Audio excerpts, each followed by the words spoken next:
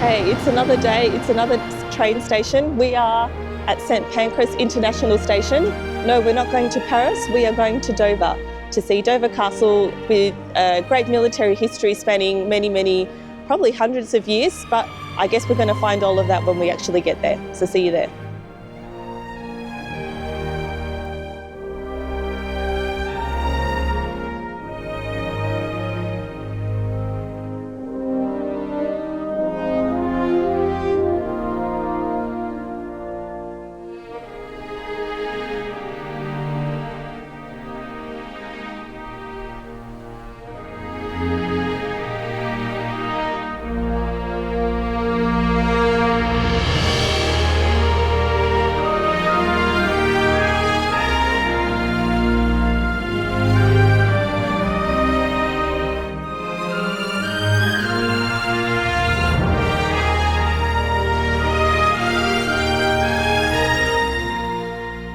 After coming through the very impressive entry to Dover Castle, we decided to turn left and go up this hill to see this old church and tower that was on the right hand.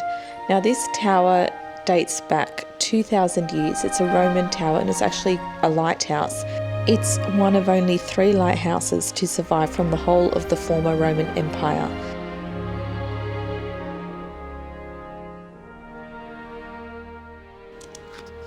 The church next door is called St Mary in Castro, and the original building dates back to 1020 AD. It's been through a number of kind of almost falling down and then repairs. So this is the most recent restoration, which took place in the mid-19th century, and it's still a place of worship today.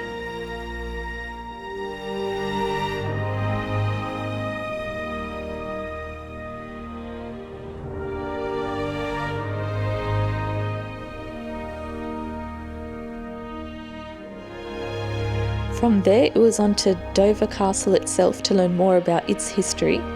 So this castle was established by Henry II in 1179, and this was apparently the most advanced castle design in Europe. One of the sub-reasons for the castle was also that King Henry needed an impressive place for which to receive and accommodate important visitors who were heading to Canterbury to visit the shrine of Thomas Becket, which was apparently really popular back in the day. It was this castle that resisted determined sieges in 1216 and 1217, and then again when King John fought against the barons and Prince Louis, who was heir to the French throne.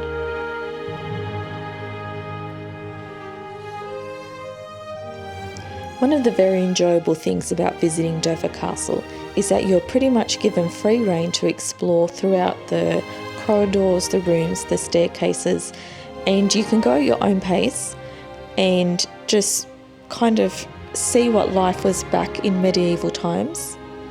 Obviously, interior design standards were very different to what we're used to today.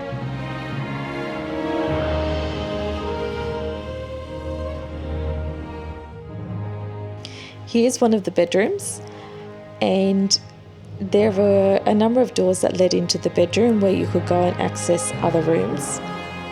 And now you can see one of the many staircases. Intriguingly, there were staircases that met other staircases, and you'll see as we walk up the stairs that there are additional steps that keep leading off to various sides. So as you can imagine, we were actually quite confused when we were walking around the castle because we couldn't really figure out where we were going.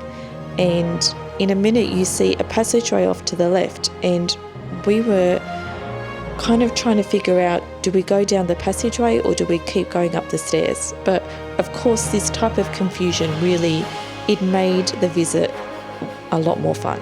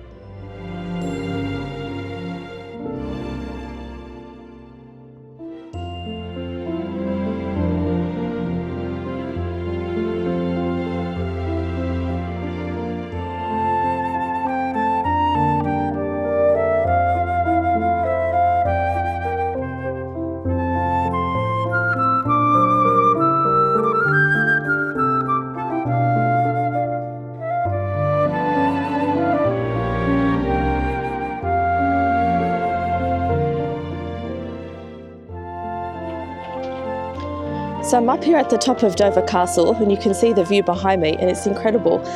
This castle is really different to the other places that we have visited so far.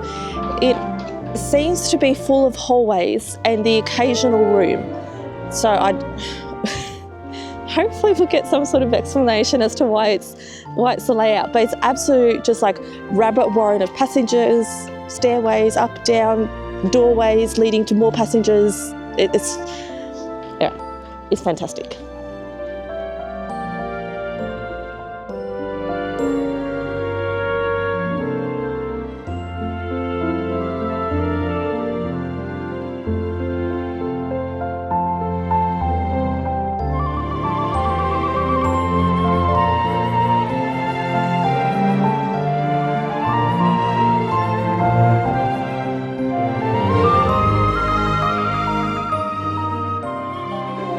Right, so all of those who know me know I love to cook, and today I'm gonna make a steak and kidney pie, and this was gonna be the filling.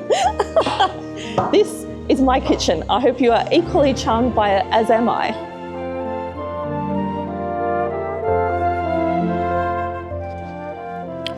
Once we escaped the labyrinth that was inside Dover Castle, we headed out. You can see these buildings are actually part of the internal fort area, and there's smaller specialised museums that you can go and visit as well.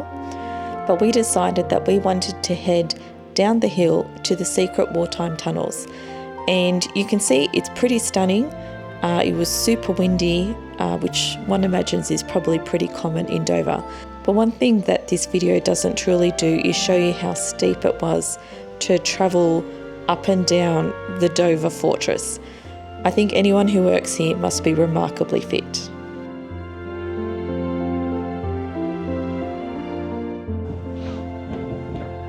So we finished looking at the castle and now we are at the entry to the secret military tunnels.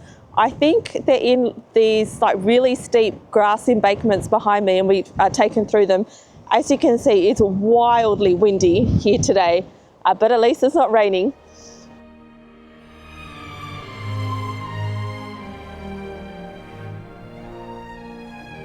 We weren't able to film inside those particular tunnels, but that was the location of where the British ran Operation Dynamo, which was the large-scale rescue of the troops from the beaches of Dunkirk back to England.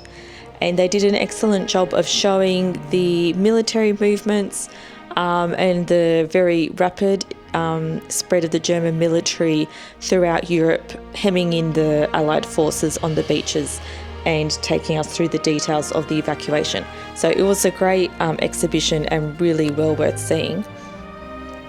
In addition, there are the battlements that you can walk along, there's various bunkers that you can visit, and there are additional sets of tunnels that are also available, including some medieval tunnels that are down underneath Dover Castle.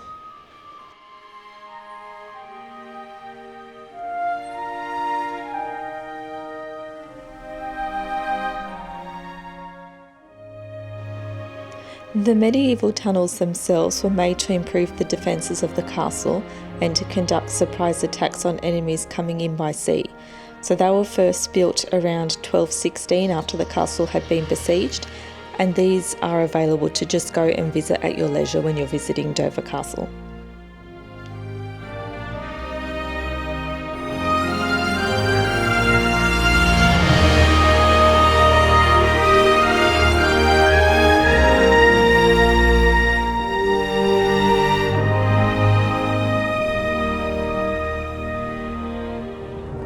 Overall, visiting Dover Castle was a real highlight.